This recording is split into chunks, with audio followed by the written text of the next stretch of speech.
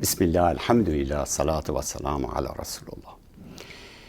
Modern civilization has astonishingly influenced and attracted people's attention, especially the new generation, because it is the civilization of technology, but not civilization of moral conduct and ethics, akhlaq, nor is civilization of Iman, faith. That is to say, Iman and akhlaq has not gotten any better or higher with this civilization.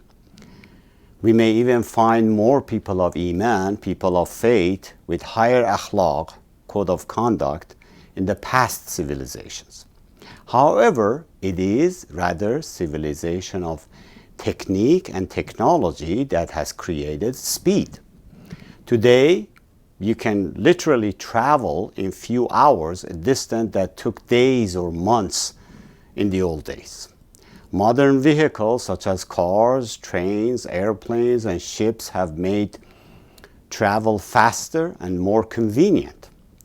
Goods and services can be transported quickly, boosting trade and economic growth. Same with communication. Today you can send a mail that took days or weeks to get to a recipient. Now, electronically, that will get there in less than a minute with attachments. So let's look at the pros and cons of modern civilization first. One of the greatest advantages of modern civilization is scientific and technological progress. Technology has made life easier, faster, and more comfortable. Machines help people perform difficult tasks efficiently, while inventions such as computers, smartphones, and the internet have revolutionized communication and access to information. Modern civilization has also greatly improved healthcare and medicine. Advanced medical technology, vaccines, and improved treatment methods have reduced the spread of deadly diseases. Hospitals are even better equipped, and surgeries that were once impossible can now be performed successfully. At the same time, while the modern civilization is a civilization of speed, it also offers convenience and ease in doing many things. It has afforded many tools at man's disposal for his comfort. But while some things have gotten simplified, there are nuances that have made things more complex as well. Due to fast communication and vast data storage, there is overwhelming amount of information available with a few keystrokes. As such, there is often information overload. We can say then, modern civilization has brought remarkable progress in science, technology, medicine, transportation, and communication. Human beings today enjoy comforts and opportunities that were unimaginable to earlier generations. However, life has gotten much faster, but not deeper. Alongside these achievements, modern civilization has also created several serious problems that threaten human happiness, social harmony, and the natural environment. These negative effects, often called the ills of modern civilization, have become a major concern across the world, which we will discuss in a minute. But has it really increased the average lifespan? There's no evidence of that. Some have argued people get to live into their 90s. But how many actually do get to live into their 90s? And at what quality of life? In the past, one can argue The average lifespan was longer with better quality of life naturally, not by taking a handful of medications and supplements every day. The number of diseases, including new diseases, is it more today or fewer? One can argue while today you can detect and treat more illnesses than before, you have a number of new illnesses that are direct or indirect result of our new diets, new animal production, and environmental conditions that did not exist before.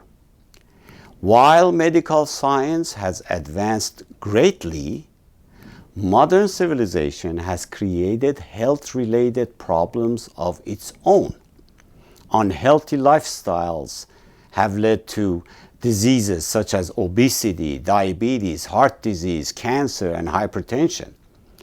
Fast food, lack of exercise, and excessive dependence on machines have reduced physical activity and weakened overall health.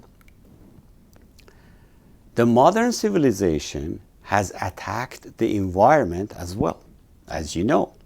In fact, one of the greatest ills of modern civilization is environmental pollution. Rapid industrialization has polluted the air, water, and soil. Factories continuously release harmful gases into the atmosphere. Vehicles produce smoke, and plastic waste contaminates oceans and rivers. Imagine how much toxins every one of us breathes from the air, indoors and outdoors every day, from tiny solid and liquid particles like soot, dust, and smoke to harmful chemical emissions from vehicles and power plants. Common examples include ground level ozone, the main ingredient in smog, nitrogen dioxide, sulfur dioxide, and carbon monoxide, all due to vast industrial use, not to mention tiny pollutants in the water we drink, the ones hard to filter. Deforestation and excessive use of natural resources have disturbed ecological balance and contributed to climate change. As a result, natural disasters, rising temperatures, and health problems are increasing day by day. This civilization has gone against the very nature that has nurtured it since the beginning. In urban areas and suburban areas where most of Earth's population live, you see single-family homes, gardens, and orchards converted to multi-level apartment complexes. Do people have more peace in heart and mind now? Do they experience more tranquility in this modern civilization? Enjoy more life? No, it is unclear at best. Physical and mental health and peacefulness have not increased. In fact, another major problem is stress and mental anxiety. Modern life is fast-paced and highly competitive.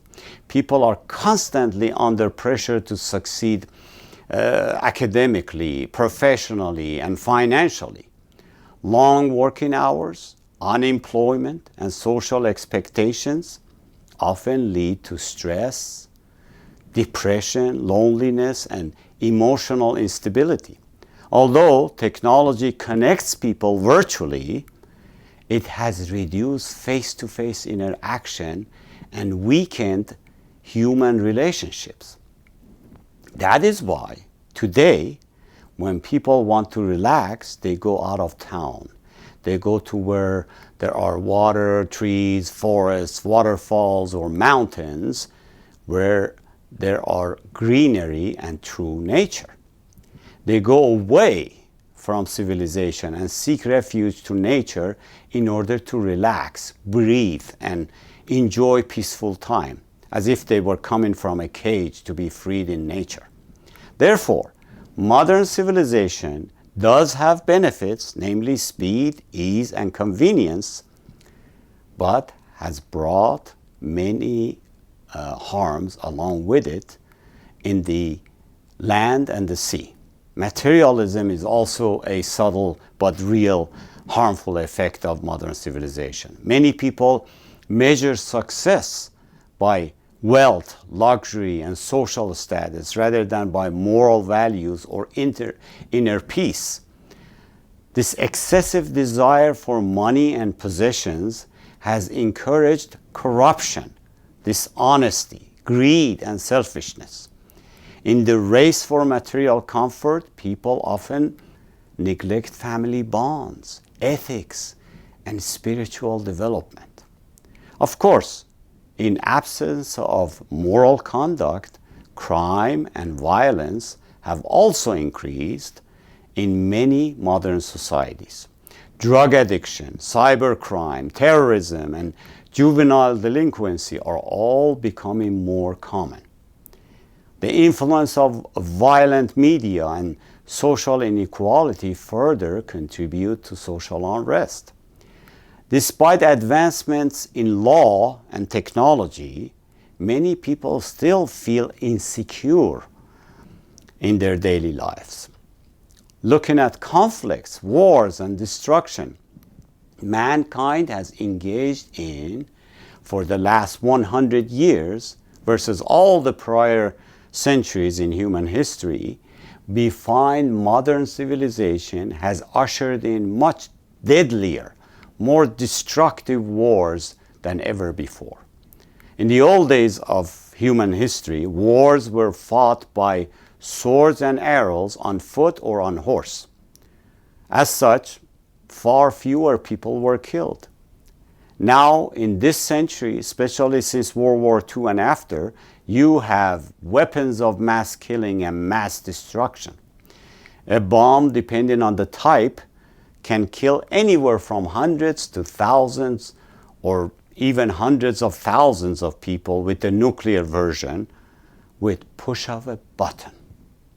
This aside from chemical and biological weapons.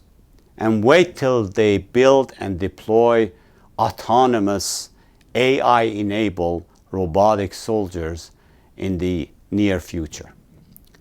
In the old times, when wars broke out, usually women and children were spared, or fewer died. Prophet, peace be upon him, said, "Do not kill women or children. You can only fight those of the soldiers who came to fight you." Nowadays, in the new civilization, they drop a bomb on apartment buildings, hospitals, schools, office buildings, and indiscriminately kill innocent men, women, and children, along with combatant soldiers, if any.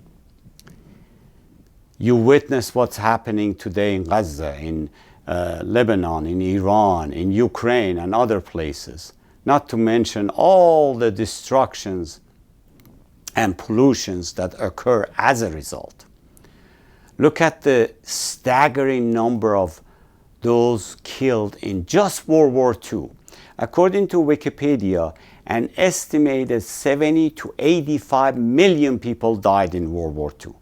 This devastating total includes approximately 50 to 55 million civilian deaths and 21 to 25 million military deaths from combat, war-related famine and disease, all of which occurred in a short time span of 4 to 6 years. I think we can safely say no single war before World War II in the whole human history has had as many casualties as the World War II, regardless of how long it lasted. Since then, of course, US has engaged in Korean War, Vietnam War, Iraq War, Afghanistan, now with Iran. If you go back to before World War II, you will see an extremely bloody history of Europe, pretty much in every century from 10th AD all the way to 20th century, where they have had anywhere from 30 to 50 wars large and small, in every century. But again, none came close to 20th century wars in terms of casualties. These are products of modern civilization. Don't think for a minute that modern civilization is 100% in the interest of and for the benefit of mankind, but rather perhaps beneficial in some ways and harmful in many other ways. As Muslims, for us, since we should always be on the side of the truth, must compliment or give credit where it is due, but most importantly, criticize where it's due, and not just surrender to the status quo or consider it normal. We must be able to have honest opinion and discourse and say, this part is good or right, and that part is bad or wrong. As discussed, while the modern civilization led by the West has offered convenience, ease, and speed, it is not a civilization of faith and devotion, one with Iman, nor is an akhlaqi, morally upright civilization as a result. And we just talked about how materialism has taken over and ethics has eroded.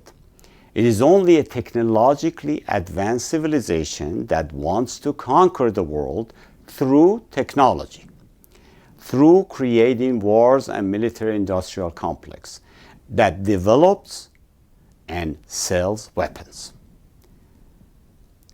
We, however, believe the world must be conquered through a message that conquers hearts, not the walls and the borders. Truth of faith, especially Islam, provides the answers through reflection, moral code of conduct, including the answer to the question of what is the purpose of life for mankind, and through exhortation, etc. ادع إلى سبيل ربك بالحكمة والموعظة الحسنة وجادلهم بالتي هي أحسن. Call to the path of your Lord with wisdom and fine exhortation. Argue or reason with them in the best manner. War in Islam is not the norm, but the exception, as the last resort, only when necessary in order to defend.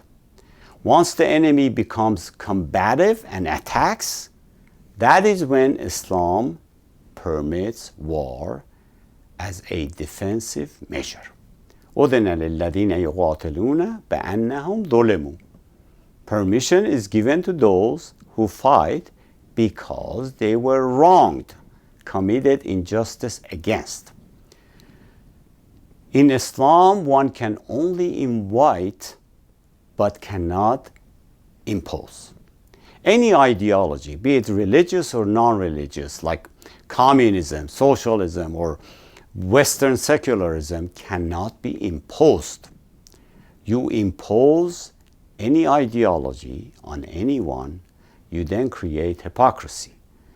He may surrender by force out of fear, but he will never accept it, whatever ideology it may be.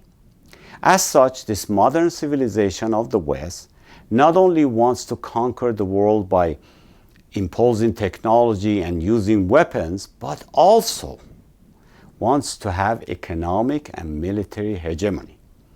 It wants to enslave masses beyond the borders in global level.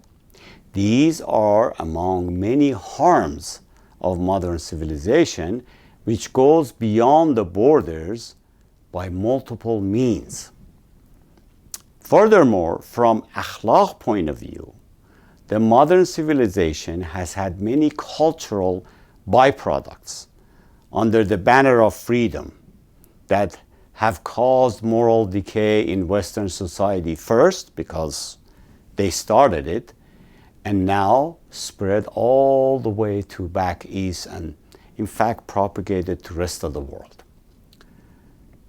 One example is undermining the institution of family by undermining marriage contract and the commitment it provides as a whole, where instead of getting married, men and women can just live together without any commitment and just separate when they wish. As a result, we have many children who grow up in single-parent homes because one of the parents decided to take off because there was no commitment to stay in the relationship. Even among married couples, divorce is on the rise because infidelity is on the rise, because there is freedom without any boundaries. So I can do whatever I want. Ironically, while divorce among heterosexual married couples has been on the rise, same-sex marriage among the gays is on the rise. In many places in the West, it is legalized. West has approved freedom without limits, without considering human dignity. There are gay clubs, magazines, and even political lobbies among legislators in order to encourage and propagate their lifestyle. On the other hand, some among young male and female adult couples in the new generation do not want to marry but want a relationship without any contract or financial commitment. Then there is women exploitation throughout this modern culture, where the more she exposes of her body, the better. And that is what they call women's liberation, or part of it. An industry designed by men for men. Then the modern culture prides itself that it is art. A freedom that places human dignity under question is a wrong freedom. A freedom without any limits is harmful, as we can see the proof throughout modern societies. That is why this cultural gift that West has given to mankind has many issues and concerns, and we should not think that modern civilization works 100% to our benefit. We just talked about a few tangible benefits and vices new civilization has ushered, from the environment to wars, conflicts, to physical and mental health, to social and economic ills. Some people say because people of faith are superstitious or backward, we should change the Islamic rules and follow the modern thinking and join the modern world community and adopt modern ways. It is to those people we say, as Muslims, we acknowledge modern civilization, what has done, what they have done, what good they have done for humanity, and served in terms of speed, convenience, and ease. However, we must also acknowledge there are many vices modern civilization has ushered. That is, give credit where it's due, good and bad. The modern civilization, hence, appears to be anti-religion, while we know that should not be the case. A new civilization can coexist with religion and actually use religion properly to advance its goals and promote spirituality that mankind is wired for. However, modern civilization of today looks like an adversary of religion. That is a summary on where we are today as a result of modern civilization and modernity, where people, especially in the West, have gone to one extreme with all the technology and industrial complex. Now we talk about the other extreme, where a civilization regressed or was driven to be anti-progress, which occurred with Muslims, who were at one time the most advanced civilization on earth, and their contribution to science became the foundation for the modern science and knowledge. And what happened to them afterwards as they ended up with what they should not have ended up with. Once that golden age of knowledge ended for Muslims, sometime in the 13th century, so did the progress and advancement. Muslims started going to the other extreme. At the same time, Europeans took the knowledge base and discoveries made by Muslims and built on it over the next few centuries to get to where they are today. We have to understand why Muslims, who were far more advanced than Europeans, fell far behind. Once Europeans built their knowledge base and Renaissance came along, you had likes of Galileo, Newton, Kepler, etc. Same knowledge base that had been the cause for Muslims' advancement. As they stopped, others picked up, followed up, and got ahead. When you look at the Quran, you do not find much about abstract concepts. Muslims got tangled with the old Greek philosophy and mythology, like Aristotelian narratives, whereas the Quran not only focuses on divinity, but also much about the nature. قُلْ سِيرُوا فِي الْأَرْضِ فَانْظُرُوا كَيْفَ بَدَأَ الْخَلْقِ. Say, travel in the land and see how He originated creation. Go explore the land, gain knowledge of the nature surrounding you. Research the fossils, rocks, and riverbeds to see how things began, and through them get to know God and His work.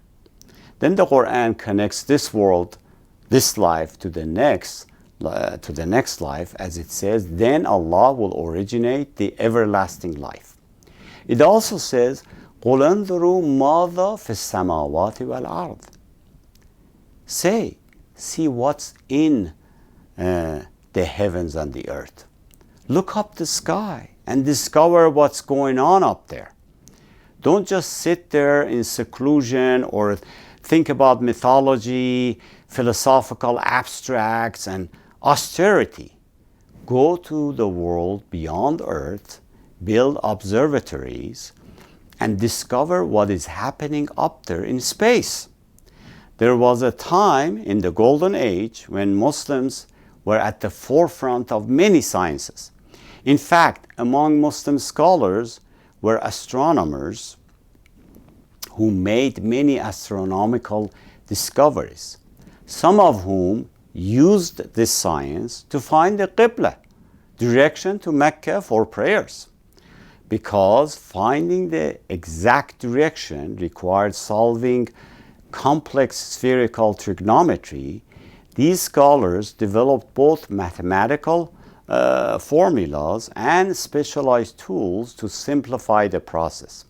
Al-Biruni in 10 CE, a renowned Persian scholar, calculated the coordinates of hundreds of cities and developed innovative mathematical methods combining astronomical observations with spherical trigonometry to determine the Qibla. Shamsuddin al-Khalili in 14th CE, a prominent astronomer from Damascus, compiled universal tables that allowed users to easily find the exact Qibla for nearly any geographical location without needing to perform calculations manually. So, science at that time had multi-purpose for Muslims. The Quran even mentions industry or manufacturing. وَعَلَّمْنَاهُ صَنْعَةَ لَبُوسٍ لَكُمْ لِتُحْصِنَكُمْ مِنْ بَأْسِكُمْ. We taught him, Dawood, the craft of making garments of armor to protect you from your enemy in battle. Prior to this, they did not have metal armors when they fought battles. Hence, we have a sample where the Quran points us toward building, crafting, or manufacturing things. The Quran points out hikmah, wisdom, which is another topic to be discussed in another lecture. As long as Muslims sought after such experimental sciences and stayed with the Quran, they advanced. Even in Spain, you had Muslim scholars where people like Pope Sylvester II, who was also a scholar and teacher himself, came to Spain and visited Muslim scholars and learned algebra, trigonometry, geometry, etc. And when he returned to his home, later he became the Pope. No Pope had done that before. But Muslims stopped instead of continuing their path of seeking knowledge and discovery and using their ingenuity to build things, as the Quran enjoins to prepare and build their defenses. وَأَعِدُّوا لَهُمْ مَا اسْتَطَعْتُم مِّن قُوَّةٍ, and prepare against them what armed forces you can. Here, the Quran wants Muslims to be strong and be prepared to defend themselves against any aggression with any force they can muster. Be powerful. And the verse continues by saying, تُرْهَبُونَ بِهِ عَدُوَّ اللَّهِ وَعَدُوَّكُمْ, by which you may terrify the enemy of Allah and your enemy. It is with such force or military capability you can strike a fear onto your enemy and enemy of Allah subhanahu wa ta'ala. What the Quran calls striking fear in enemy is exactly what we call deterrent today. Of course, from Islamic perspective, the use of weapons of mass destruction like nuclear bombs, which kill indiscriminately many people, may be forbidden. But having such weapon in your arsenal is essential as a deterrent. Today, that is why nuclear-armed nations have them in their arsenal as deterrents. While during and after World War II, the West was building nuclear capability for energy and weapons, and innovating in fields of medicine, long-distance communication, transportation, etc., Muslims were completely oblivious, had been oblivious of the technological advances for quite some time. The fundamentals of science, which Muslims had taken from the Greeks and advanced them into application level, were taken to next level by Europeans who built industries unlike anything man had experienced before. Nuclear power was just one of their innovations. After decades of Western advancements, some Muslim countries are thinking about it now. Of course, it is too late, or it can't happen as they are given hard time, because the superpowers of this world will not allow it. Thus, among 50 plus Muslim countries around the world, there's only one with such capability, which happened before the world superpowers realized it and decided no more. Back to Muslims' influence and contribution to European Renaissance and advancement, one can refer to many books written on the subject, one of which is titled The Arab Sun Shines in the West, The Spirit of Arab Civilization in Europe, by German historian Sigrid Honk, which is a groundbreaking 1960s historical work. It details how medieval Arab Islamic civilization profoundly shaped modern Europe, laying the culture and scientific foundations for the Western Renaissance, with extensive references citing both Eastern and Western sources. This is a highly recommended book. She was not even a Muslim, but had done a lot of work in Islamic culture and contributions. Of course, this book is among many written by non-Muslim and Muslim scholars. Books like Histoire de la Science, History of Science by Pierre Rousseau, where it says the banner of knowledge was acquired by Arabs, in which talks about Islamic libraries before the Mongols' invasion. Muslims of those days thought knowledge has no sponsors or claimants or owners. Anywhere you find it, you must learn it, if it's useful. As the poet says, when you see something useful written on the wall, take it, regardless of who wrote it or to whom the wall belongs to. As an example, in the same book, Dr. Honke mentions that in 807 CE, Abbasid Khalifa Harun al-Rashid sent Charlemagne, the French king, who later became Holy Roman Emperor, an elaborate brass water clock as a diplomatic gift.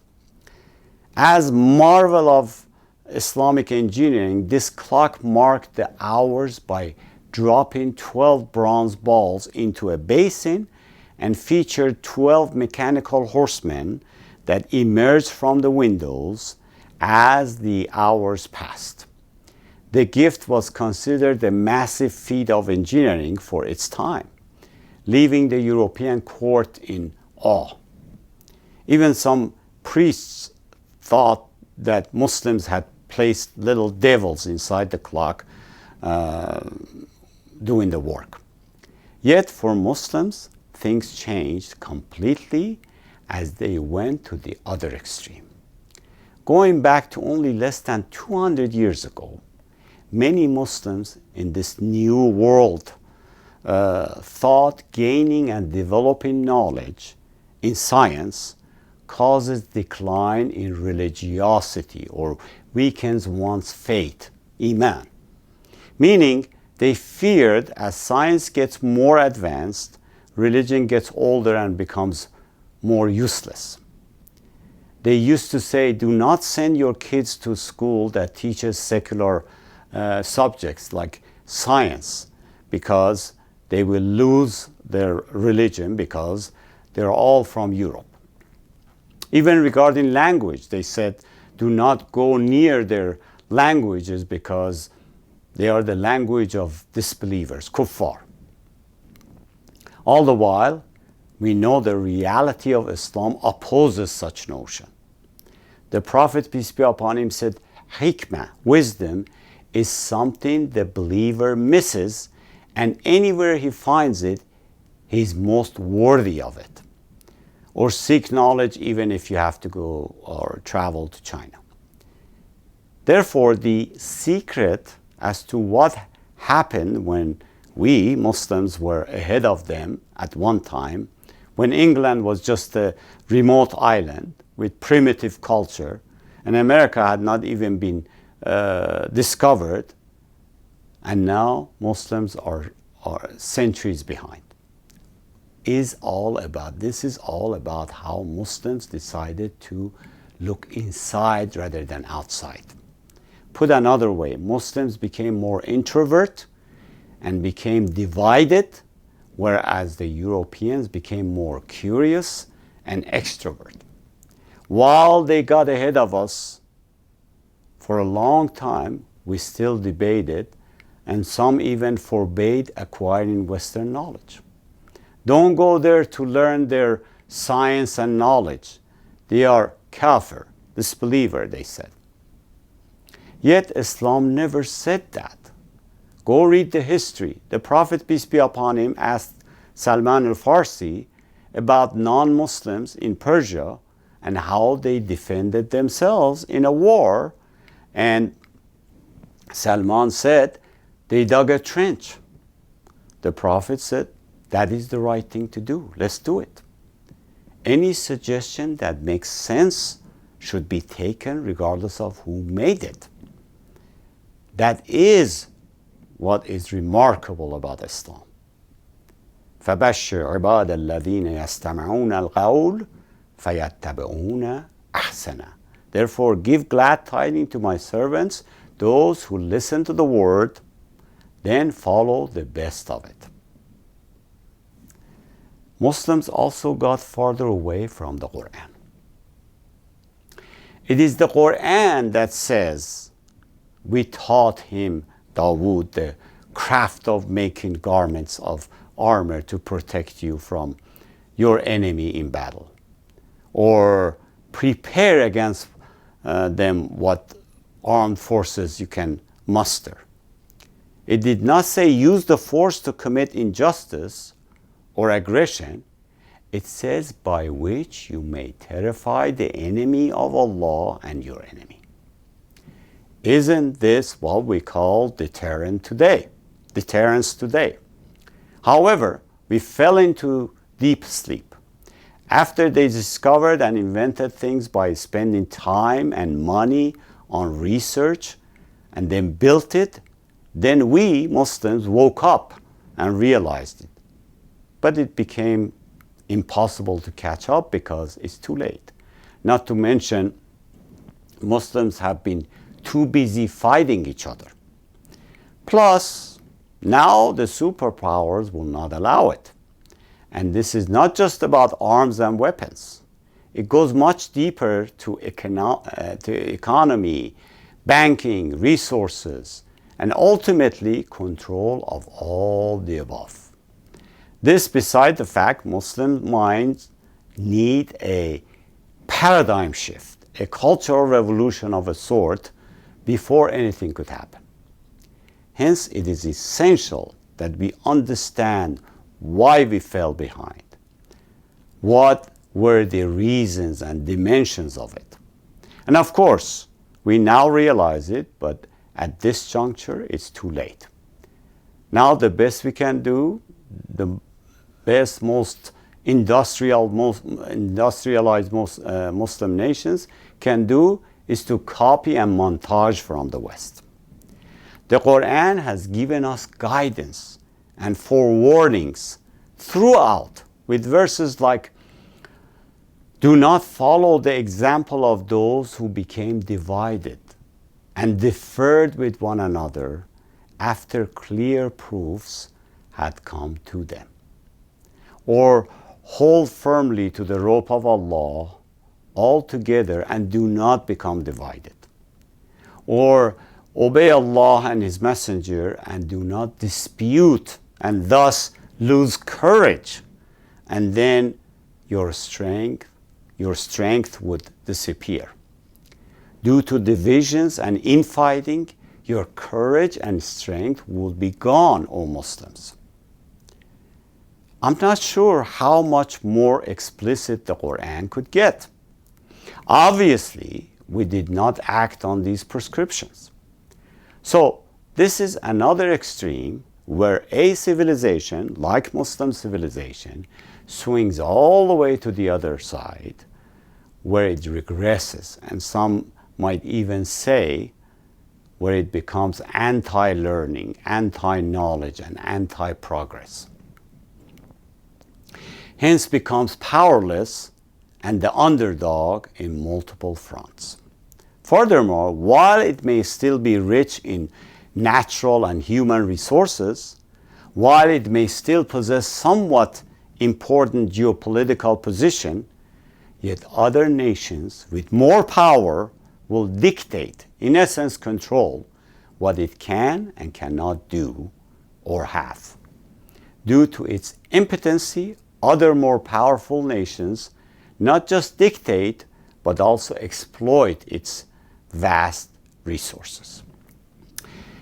In conclusion, we reviewed two civilizations today. One is the modern civilization and its progress. The other from the old civilizations, of which we specifically spoke about the Muslim civilization at its peak, its progress and regress.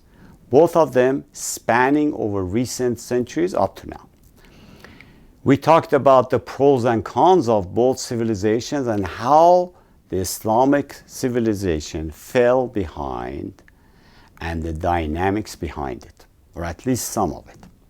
We talked about how the modern civilization led by Western society has taken over with its technological and cultural influence. However, at the end, we must acknowledge, while Muslim Ummah may desire to catch up in some aspect, or at least adopt the good things modern Western civilization offers, it will have some red lines which it will never cross. And that is an advantage Muslims have over the modern Western civilization, which would dramatically reduce the ills and vices of current Western civilization if it was in power. For example, the secular colonialism, which was practiced by the West throughout the last century and continues in different fashion today by the West, will never be adopted by Muslims, because exploiting people and natural resources of other nations are against our belief. Same with boundless freedom the West has promoted. Furthermore, while I believe current Muslim Ummah will never catch up with science and technology of the West, given they are centuries ahead and far more powerful, Muslims have something they don't, and that is the maxims and moral conduct, akhlaq, taught by Islam and the Quran. In other words, Muslims have something that modern civilization does not have, which is the guidance and akhlaq teachings, or shall we say, solutions to today's problems. It is then incumbent upon Muslims of today to share such values and teachings with the rest of the world, because that is indeed what this world, especially the West, desperately needs today. In short, modern civilization is a mixture of progress and problems. Although it has improved living standards and expanded human knowledge, it has also produced pollution, stress, moral decline, crime, and health issues. Therefore, humanity must use science and technology wisely while preserving moral values, protecting the environment, and promoting peace and human welfare. Only then can a civilization truly serve mankind in a positive and meaningful way. Wassalamu alaikum wa rahmatullah.